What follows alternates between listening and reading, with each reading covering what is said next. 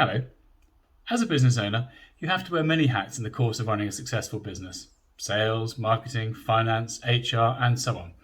But particularly in smaller businesses, the most important one sometimes gets forgotten. You have to be a leader. It's not just about what you do, it's not just about logical steps, it's about the person you choose to be from moment to moment and day to day. So, as a leader, how can you cultivate a winning team? Well, here are my 5 top tips. Tip number 1, strong leadership. Definitions of strong leadership are many and varied, but I'd start by asking a question. Would people follow you if you weren't paying them? In fact, would people pay to follow you as their leader? Well, maybe not, but it's an interesting test. As a strong leader, you need to know where you're going, be able to articulate it clearly and with a passion so others are enrolled into the idea and inspired. You need to be seen to have confidence and determination and to hold firm to strong principles even when the going gets tough. Tip number 2, have a common goal.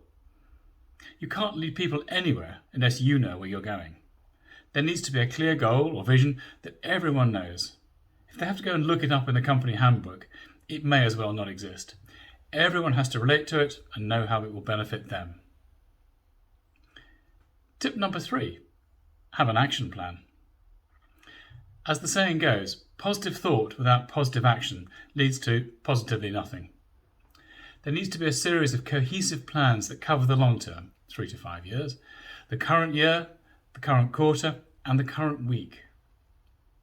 Tip number 4, support risk-taking. It can be tough enough to let people take risks, but the alternative, where you micromanage every decision and every action, is a far worse alternative. It's important to encourage and support your team in taking considered risks. And when something goes wrong, and it will, you need to say, well done for trying. Yes, I know that can be hard, but ensure that the lesson is learnt and that next time the right actions will be taken. Tip number 5, 100% involvement and inclusion. Involving people on a need-to-know basis just doesn't work. You can't keep people continuously inspired and motivated by telling them the minimum. Let everyone know why things need to be done and what the benefits are, and not just what needs to be done.